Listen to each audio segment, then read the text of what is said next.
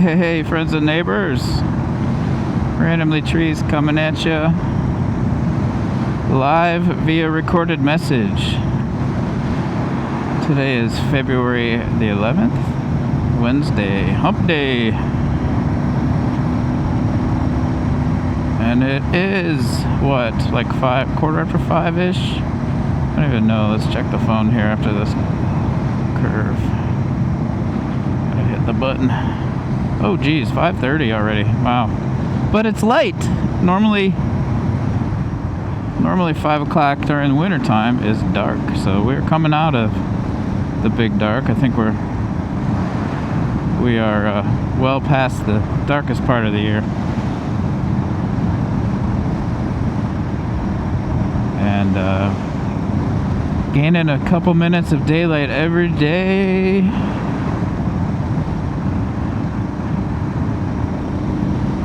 I have had a hell of a busy week at work. I think, except for Monday, I've worked late every day this week. Like, today's the earliest I've gotten off. Well, today is the earliest I will get off for the rest of the week. Anyway, none of that is very interesting, but what is interesting is it's beautiful out. I'm on Dolores, the DR650, and having a good old time. As you can see, I've got the windscreen off. I did do a few videos with it on. I never did take it off after I took this bike to South Dakota a couple years ago. I left it on for a little bit. I like how it looks. The Baja Works, I can't remember the name of the screen, but it's Baja Works windscreen on the DR650, and God, it's loud, man. Like it hits that wind hits right at the eye line on the helmet. You don't get buffeted, but your ears take a beating. It's so loud. And the other day I had done a recording, and I forgot to turn my little wireless mic on, and missed my audio, but I was showing the difference between sitting behind the screen and standing up in the clean air, and the difference even at these low speeds was very, very stark. And yeah, just not a fan, man. It was nice for the big trip, but I had that little extension on the top, you know, those little $20 Chinesium extensions. It held up well on that big trip, kept the wind off the front of my helmet, made a hell of a difference, added a lot of this wobbly gobbly dancing stuff on the windscreen and high winds and like Wyoming, but could not have done that without that thing. Probably would have fared better without any windscreen at all, in my opinion. Even at those highway speeds where I'm going, 80 miles an hour for extended periods of time, that would have tired me out, I think, a lot more.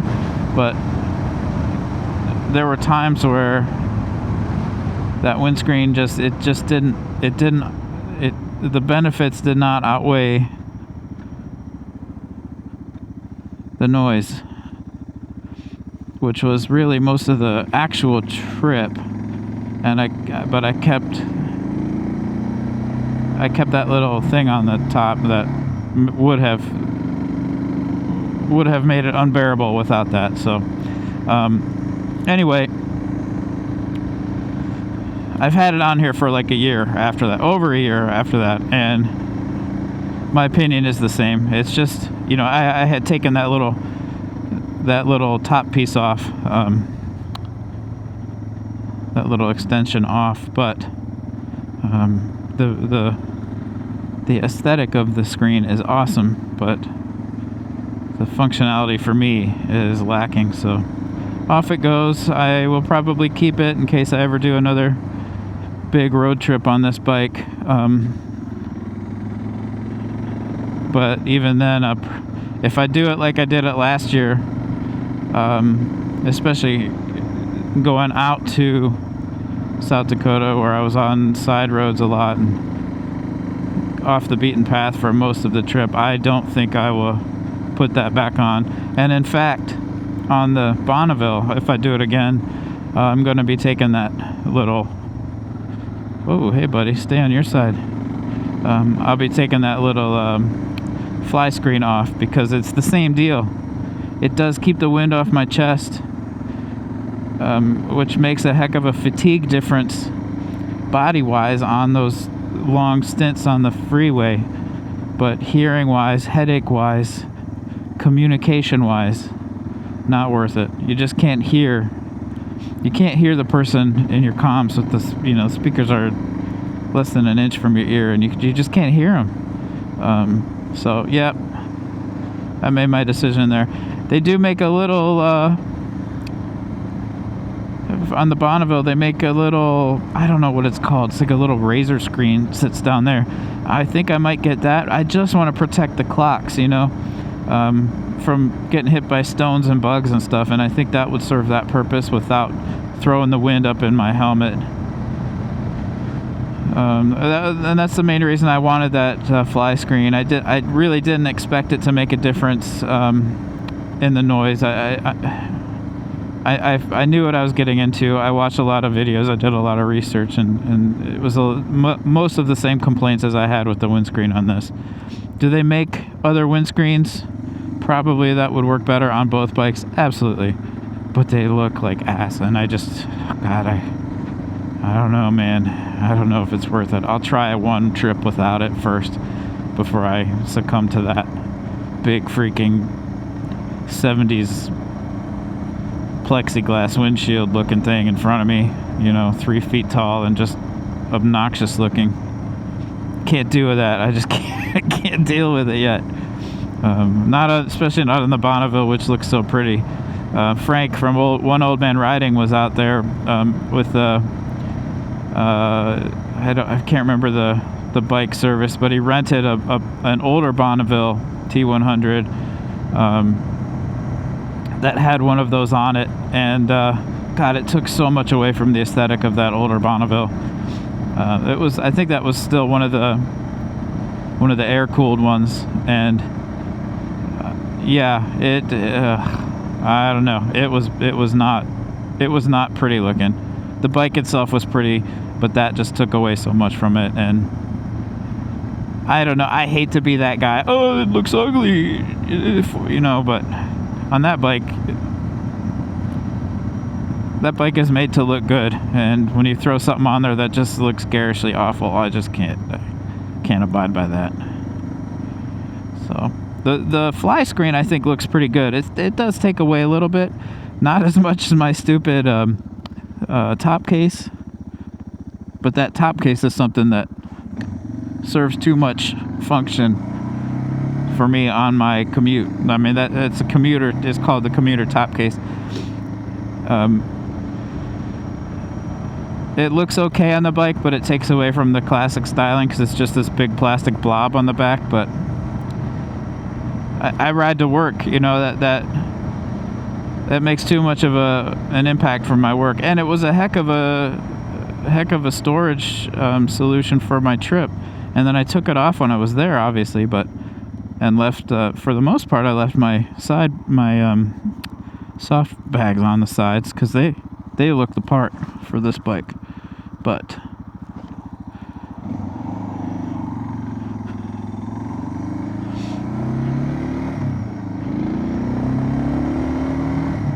There may be more in store for the Bonneville in that regard. I've been looking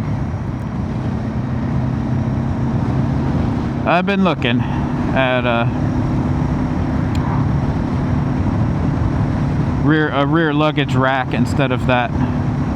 And I could use the platform for it as a rack, but it's plastic. It looks kind of nasty by itself. It's just black plastic. It doesn't look nasty, but it doesn't look like it belongs. There's better ones, and then I could get like a sissy bar on the back, the back end of the seat to strap things to as well. So we'll see where that goes. I did have a birthday recently. I am now officially a member of AARP. Yeah. There was not a lot of fanfare for my birthday, which is great. I don't like a lot of fanfare, but it was one that I felt, you know, like I think when I turned 49, I felt, you know, you're turning that corner, the next one's the big one, and I think I felt more at 49 about like, shit, this is coming up, you know. When I turned 50, I felt it like more than I thought I would, but not as much as when I turned 49, when I knew 50 was next. I don't feel any different, but physically, but mentally, like I'm thinking a lot more about time and the future, and like, you know, I think my grandmother, the oldest blood relative I can think of, immediate family, was 94, I think, when she passed. And I'm well past halfway there, you know. And then I'm thinking, with, you know, some of my health issues, like, how many more years can I do this? And how many more excuses can I make to not do this? Do this meaning ride a motorcycle. And this year I'm going to be making a point to do some of these little road trips that I want to do. Some overnighters here and there. Just get out on the bike as much as I can. But not being so much that I'm not with my family too, because that's important to me too. So I do have the big trip to Timfest. That's an annual, basically a given, unless something happens. The wife and I are planning to do some traveling as well. But I definitely am going to do some of these overnights around, especially around Washington State this year, I think. Signed up for the P&W GT again. Last year I barely did it. I think I did maybe 1 or 2 points. I think it maybe even just 1. Because I was having so many issues with my hips. And I had opportunities to get more on my way out to South Dakota, but I think this year, you know, that would have added time and miles to my trip that I didn't want to add, because of the self limitations I put on myself. Next year, I think I'll probably take some side trips on my own, just to get some of those points in Washington. I don't think I'll go outside of the state on those. Maybe I'll see how the routes line up on my way to South Dakota. See if I can get some of the ones in Idaho or Montana. But yeah, we'll see. But I definitely am I'll probably do at least 2, maybe 3 smaller trips in Washington. I need to research the points a little bit more, but that's the plan for this year, this summer. Things starting to warm up. I've been primarily riding the DR, so the Bonneville's been in the garage while the weather's been kind of poor, because they put, I don't know what they put on the roads. It's like that beet juice or something, and I don't want to get that all over the Bonneville. The DR gets everything all over it, so she's used to it. And she's pretty, but in a different way. Whereas the Bonneville is, she doesn't, I just don't want that shit on her. I'm not the most meticulous vehicle washer, but I do take care of them. I do wash them and take care of them, and that bike is too pretty to not to just abuse that way. I don't care about riding in the rain. Like some people don't want to ride their stuff in the rain and have to, you know, feel like they have to take it apart and wipe everything down. But riding in the soot and whatever else is on the road all the time during the winter, there's like grit and sand that they put down, and then there's like pine needles and stuff that get freaking everywhere. There's like the stuff off the cedar trees. It just gets it sticks in everywhere you find that stuff for the rest of the year, and nooks and crannies in the bike when you do maintenance. You're like, God, how did this get in here? So there's that kind of stuff. And then yep, so been riding the DR quite a bit. The other day, past 26,000 miles. I thought I'd be well beyond that by now, but yeah, last year really, my hip really put a damper on some of that. Plus riding the Bonneville, kind of splitting time between the two bikes. I haven't really done that. Even when I had the GS, I didn't really split time between the two, because the GS just, other than riding to South Dakota on it, the GS was the wake-up call for, hey buddy, you have a hip problem and you didn't even know. So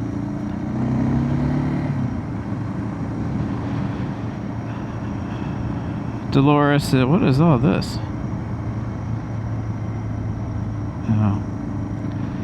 Dolores is a 2019 DR650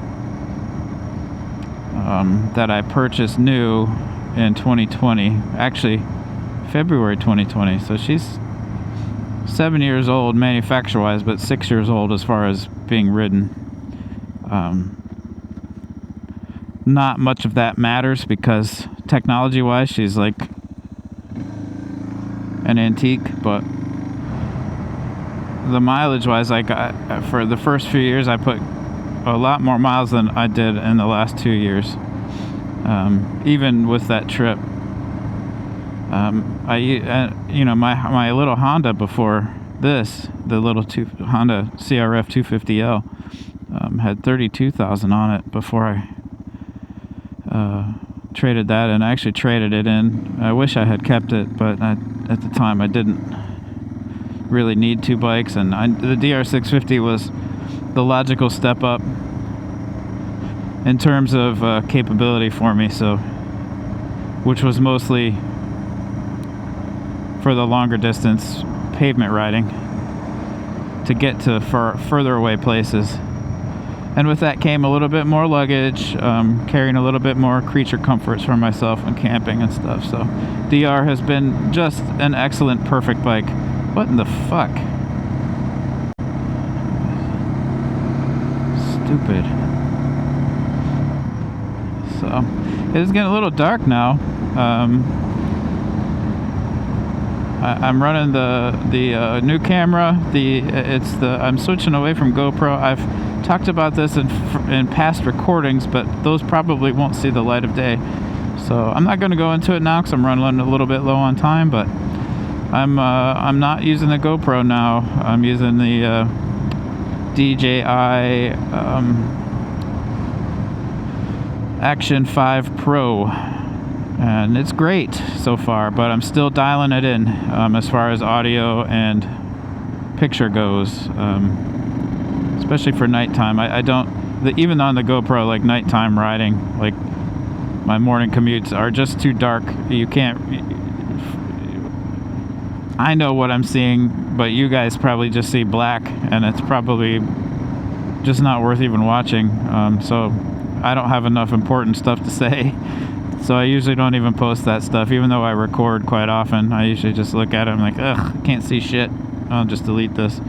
So I didn't switch to my nighttime settings before I started this recording because it wasn't quite nighttime yet. And I didn't record this morning on the way to work, so curious to see how this will look. I would consider this low light, but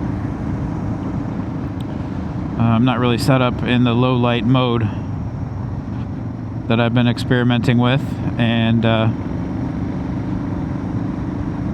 yeah, curious to see how this will turn out. It's pretty dark, but it's not like country dark like it gets out here. So there's still light in the sky. Like you can still see your hand in front of your face here. So anyway, we're gonna call that a wrap, guys, and I appreciate you watching. I think Firefighter was gonna have a live stream tonight, and I'm probably too late. I know he runs kind of long usually. I was hoping to catch it, but I didn't get out of work in time. So sorry, but I'll see if by the time I get settled in at home, if you're still running, maybe I'll catch the tail end of it, but I'll try to catch the next one. I missed the last one after your channel changed, but we'll see. And yeah, I've been out there watching. I just don't post very often. I've kind of been pulled back from engaging with people online for a little bit. I come and go, as you know. I've talked about it before. I come and go with that stuff. But I do care. I do think about most of you guys out there. Some of you guys I talk to more often, so like through other means. But yeah, I hope you all are doing good, staying safe, staying warm, staying gainfully employed, unless you fuckers are retired, in which case I'm jealous. I got a lot of retired riding friends, and they get to ride, and I'm stuck at work, and I get to catch up, ride vicariously through their pictures. But you know, something to look forward to. That's one of those things I'm thinking about now that I'm 50, is when can I retire? It's not going to be anytime soon enough.